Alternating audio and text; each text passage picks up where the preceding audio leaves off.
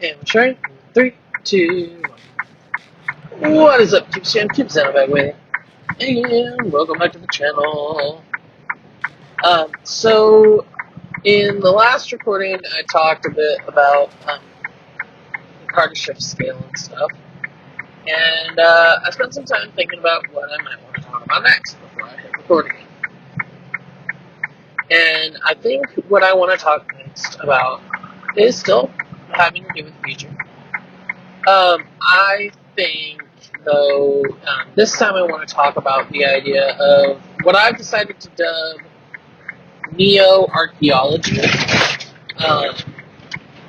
Sorry about the background. There's a bumpy road up there. And sorry about the clicking. When you go a certain amount below the speed limit, you're supposed to have your flashers on, and trucks always have to do that coming down the mountains. Anyway, I realized thinking about it that Neo-Archaeology is kind of an extension of anthropology. So they wouldn't be necessarily unrelated, but in short, my definition for what I'm calling Neo-Archaeology is the idea, it's almost sort of like the idea of like why people make time capsules, the fact that people do it. My idea is from the standpoint of, okay, so eventually people are going to find remnants of our era. It could be 6,000 years from now, it could be 200 years from now after nuclear war wipes out 3/4 of the population or something. There's no way to know. So, the idea is having a profession of people who are studied in history, archaeology, and anthropology, whose explicit role in society is to help make the decisions on why something needs to be saved and what should be saved for the posterity of when remnants of our society are found in the future. And to perhaps have time capsule vaults set aside, like the one that's not supposed to be open for 1,000 years, but just all over the place. Having, I'm kind of pulling from synonyms of stuff, but I was going to say having reliquary halls, which a reliquary kind of is where artifacts are put, or sometimes where remains are put. But having just a complex, maybe even like doing a sort of library as well that kind of goes with it, and if it survives long enough for people to find it, that would give vast wealths of information, but also it could be manned in the modern age, so people could continually build whatever archive was there. And I think that there should honestly be at least one on every continent, including Antarctica. I think Antarctica should be, I think if we do that in Antarctica, I think we should find one of the actual lumps of rock, the solid land that's found, not just burrow into the ice, but the solid land that's down there, and burrow into that to construct it. That way, it's a part of the permanent land structure, so whether or not the ice melts, the building won't get all screwed up. But having that one be much more of a international one. Obviously, it doesn't have to be the only international one, but definitely kind of having the Antarctic one be almost like the species-wide arc for that sort of thing.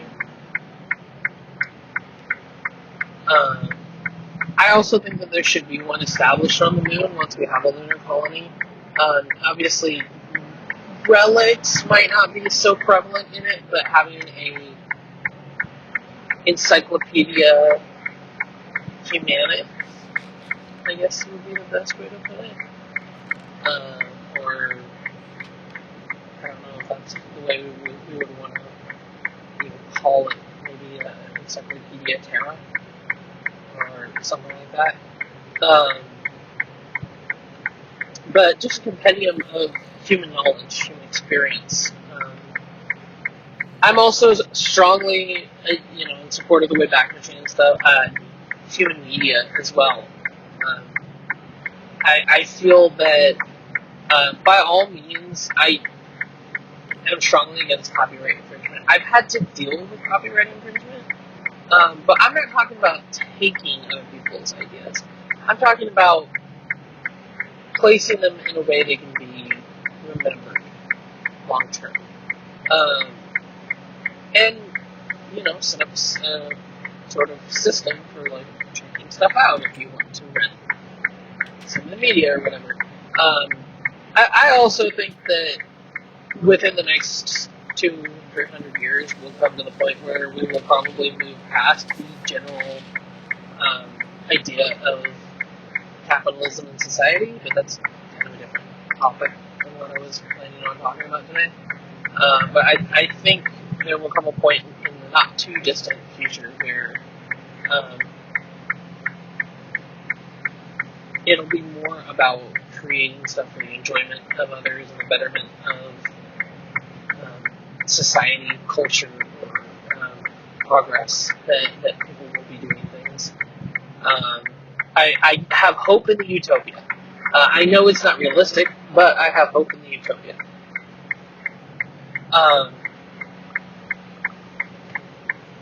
I think also, just a little side tangent, a little spoiler for next episode. I think the next recording I do, I'm going to talk about my opinions on abandonware and some stuff that's been going on recently. But yeah, I know. I think having a few small artifacts, maybe like recreating the golden disc that we sent out on the probes,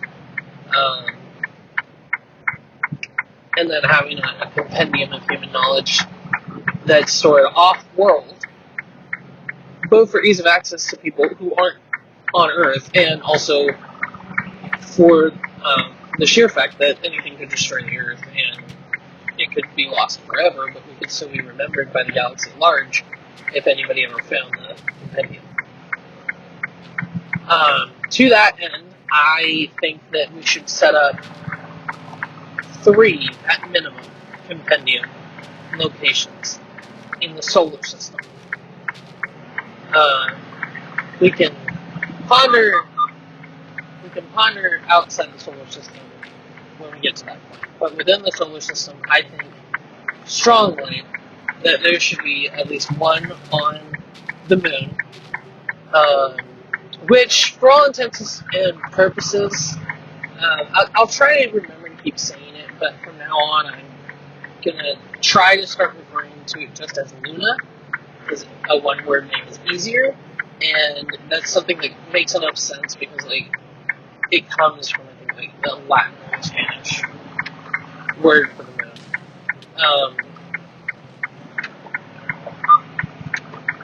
But I have a distinct feeling that that's what we'll start calling it once it's inhabited.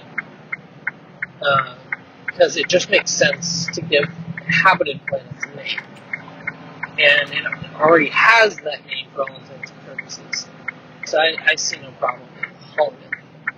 I'm not going to pull a Duck Dodgers and do Alpha Quadrant, Beta Quadrant, Delta Quadrant, Stevie Quadrant.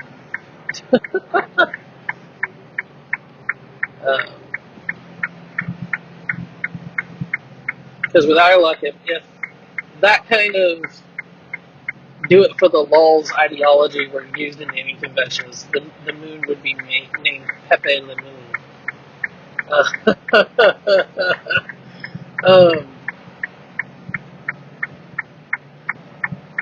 But yeah, I think the moon. I think Luna is a good start, and then I have a feeling that it would be good to set up on one of the moons like Enceladus or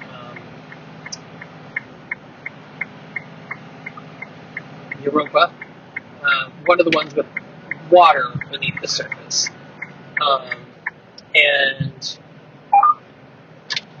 have so that way we end up like habitable situation. You can like drill through the ice cap and people can man it if necessary. But having a library node on one of those moons, I think would be very helpful indeed. And then, as sort of a sentry post, not meant to necessarily be manned at all, establishing one on Pluto or either one of its moons. I don't know if anybody's realized this yet, but recently they decided Pluto had two bodies orbiting it, not just one. So Charon is now one of two of Pluto's moons. But yeah. So having that one kind of be the outlier at the edge of the solar system, kind of like just in case for when the sun expands. And obviously, I'm not necessarily expecting it to last billions of years, but if we build it to last, it may very well be able to last. And I think that it would behoove us to actually install two, especially on the one in Pluto, because I think it would behoove us to do a expedition where we bored out and established a protected underground node as well as a surface node. That way, if the surface node is destroyed by an asteroid collision or whatnot, the underground one will probably survive, and have them be on opposite sides of the planet. I don't think it's as necessary with something like Europa or Enceladus, because both Jupiter and Saturn have large enough magnetic fields that anything short of a small nova burst is not going to affect them enough to completely render them useless. And I can talk more about some of these ideas in a little bit in a few episodes' time, but one thing I've been looking forward to experimenting on, I've been working on it in theory, but I need to start building prototypes and experimenting with it, is moving certain aspects of our technology over to electroharmonic resonance power instead of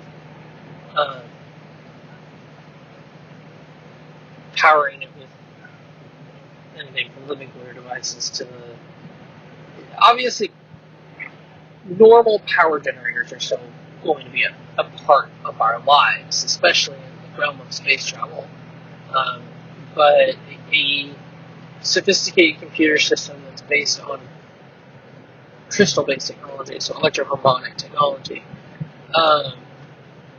it's a lot more likely to stand the test of time, because it's significantly based on literal pieces of the planet that stand the test of time all the time. So I feel for those library nodes, that's something that I feel like is a goal, is to migrate stuff that way. It's a more permanent way to store data. It does mean that there will have to be replacement parts left behind. For instance, for the command pathways, you'll have, when you etch into crystal with like laser encoding or what have you, that becomes a permanent part of the substrate superstructure of that particular piece of crystal. So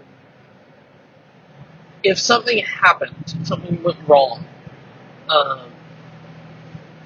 theoretically, obviously you could probably etch a bypass if like a piece of crystal got damaged, like burned per se somehow, and like there was an energy discharge and it messed up that command pathway. You could theoretically etch new pathways, but you can only do that so much before that crystal's useless. So unfortunately, it would need some extra work in the way of installing replacement for like the command pathway crystals and stuff like that. Because if anything ever went wrong, people would actually have to yank out the old stuff and put in the new. But it's more likely to survive than our current everyday average computer, and for a lot longer too. Um, you know, I'm already having problems with files corrupting on my external hard drive that I haven't opened in 7 years. And imagine that problem compounded with the entire knowledge of all of mankind. And also, we would be drastically... I feel like just all of our computer systems should change over to it once it becomes viable to do it that way. Because it changes the amount of data that can be stored. Right now, we do very little. So, I don't know all the details exactly about hard drive work, but from my understanding, we are just laser etching things into disk, right? Or doing things of that nature. We're encoding something onto a disk, which is made of a crystalline substance. But those disks are generally very small. But yes, we might go back to an age where the actual like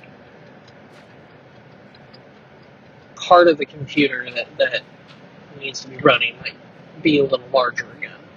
So I'm bringing kind of back the era of older, bulkier desktop tower thing. But if that computer is then capable of holding, instead of 3 or 5 terabytes, holding 8 or 9 teraquats, which would be hundreds of thousands of times as much data, it would make a difference. If a single home computer could hold the entirety of human existence and still have room to spare, it would be more than worth the transition back to a little bit more inconvenience due to the size of the machine. But that would permit so much more to be able to be added on as well. Like, if a library node was running on that kind of technology, and only one little section was filled with data, that would leave hundreds, thousands, maybe even millions of years worth of open data accumulation to put in, if we so chose. And that's really cool to think about. And it saves us from having to replace it for a long time.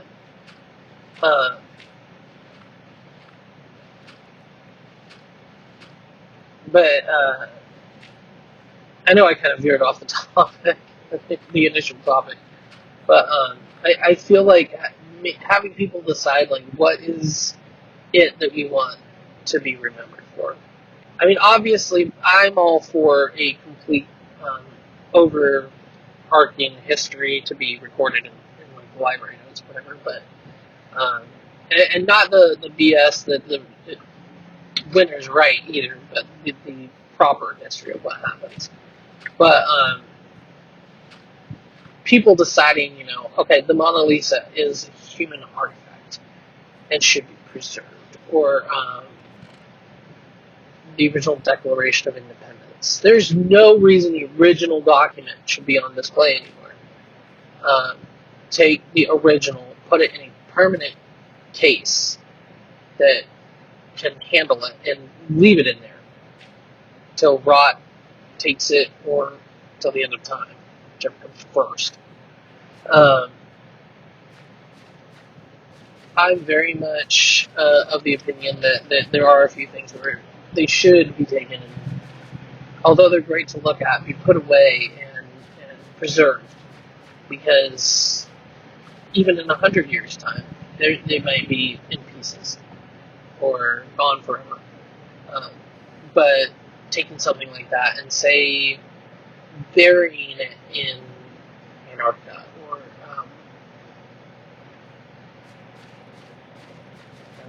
getting for Quad area or something like that. Like finding somewhere remote and putting that thing in the ground with all the modern means to preserve it and to make sure it stays safe and all that, to preserve it for future generations, and make it a internationally accessible thing. I'm very strongly of the mind that if we put our heads together and stop getting up our own asses, that by 2050 we could have a united Earth. It really would not take that much. And honestly, we owe it to the rest of the galaxy to get our shit together before we get out into the galaxy.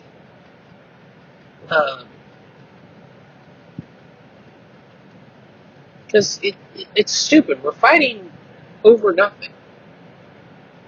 I mean, it's not nothing. People wrong other people. People steal each other's land. But if the entire galaxy opens up to us, what does land mean? Yes, you got pushed out of your home. And that sucks. But it's not worth dying over. And it's not worth killing over. Not when you have 100 billion other star systems to pick one and see how you like it.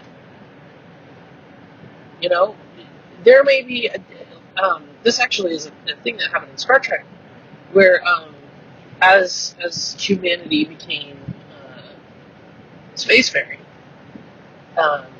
there were tribes that just picked up and left until they found a world that they felt spiritually compatible with. I have no doubt that will happen with every major religious organization in the world as the galaxy opens up to us.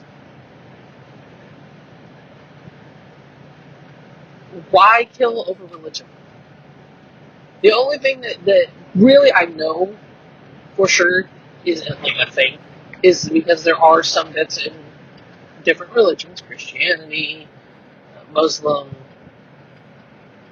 I'm not sure about too many more than that. I'm fairly familiar with both of those, which is why I know, that have words about dealing with people who are infidels and people who are, that would get in the way of the culture's salvation, is the best way to put it.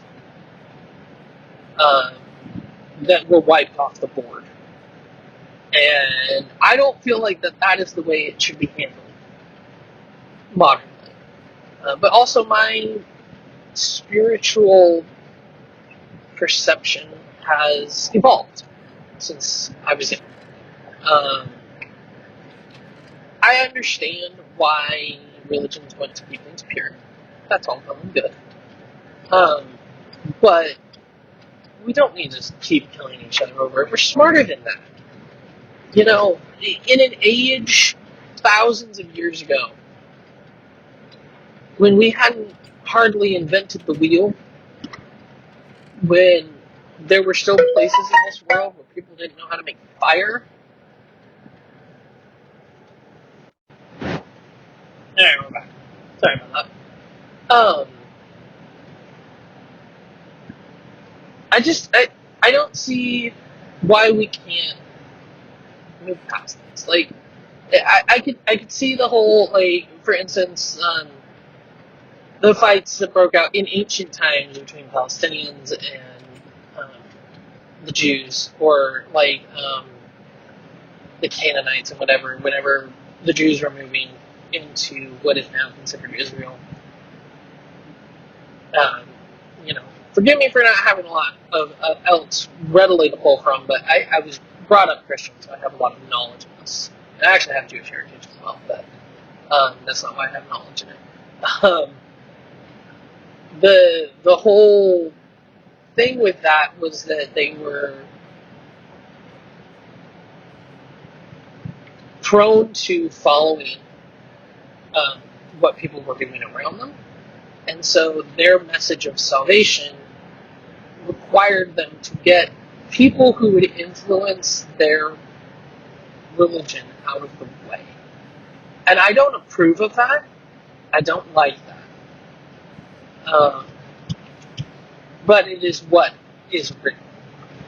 So I understand why, even today, they still feel the need to do that. However, I think it's a whole bunch of codswallop and they have no business doing it. We're not the child race anymore. Back then, the world maybe might have had 1 billion people in it. Maybe. We have almost 9 times that now. It's time to move forward. And we don't need to be killing each other anymore. And politics, don't even get me started. This entire world needs a government that's capable of being ran for its population, by its population, with no greed and corruption making the decisions, but the betterment of the entire species making the decisions. We don't need some 90-year-old law school guy that just...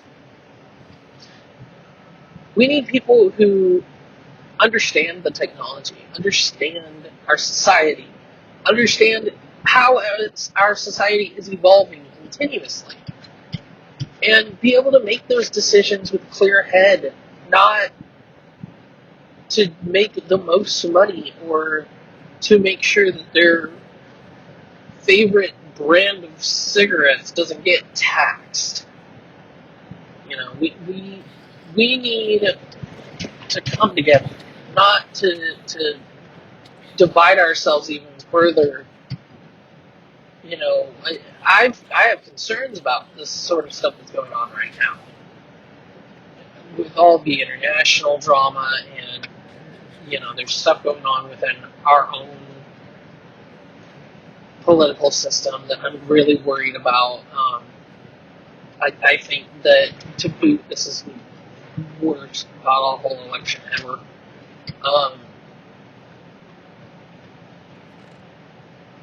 I think that we need to move past all that. There's no reason that we can't. There's no good reason that we can't. We have the capability. We're just making the choice not to.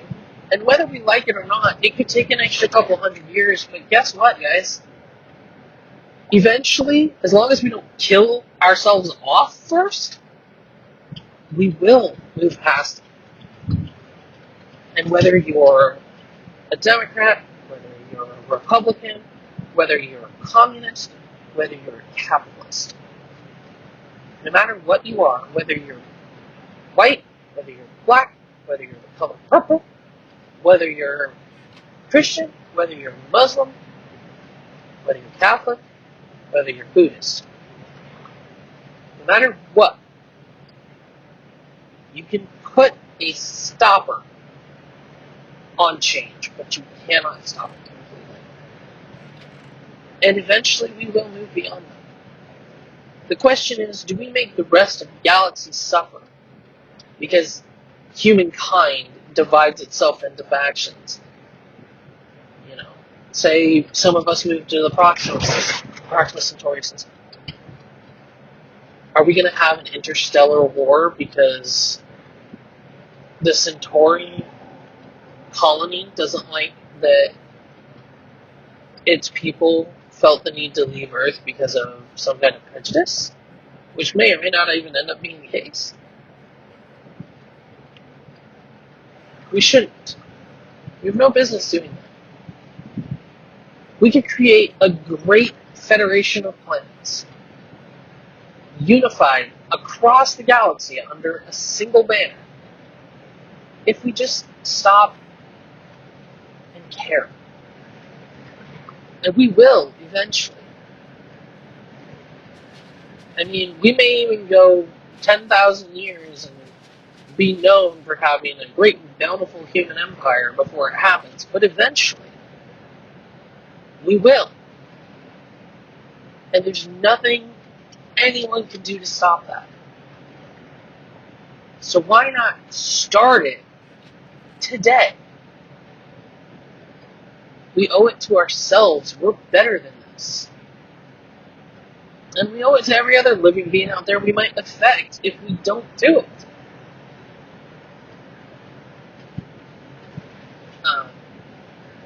This really turned political fast, isn't it?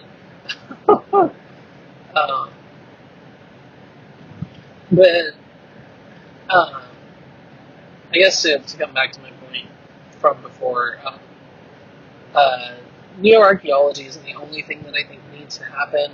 Neo-linguistics, kind of like the constant evolution of language.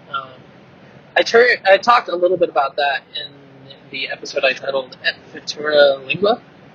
I think that was Modern Survival VW Insanity, which, by the way, is not coming back because the insanity is being slowly drip-fed into the future. Yeah. I think that that's important because if we constantly have that field in existence, I think we have a better chance of language being preserved. And even if it's not consistently used 100 years from now, it might be remembered and translatable, and so on and so forth. I think maybe there's also something to be said for creating a great AI. And I don't mean that as in necessary. Well, I mean, it should be good, but what I mean is a artificial intelligence that the species bands together to create, to kind of serve as custodian.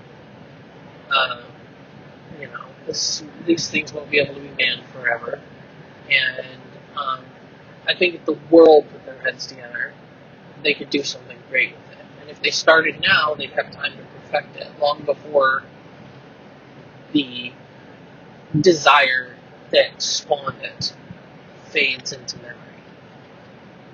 And then eventually into archaic. But yeah, I probably rambled on enough.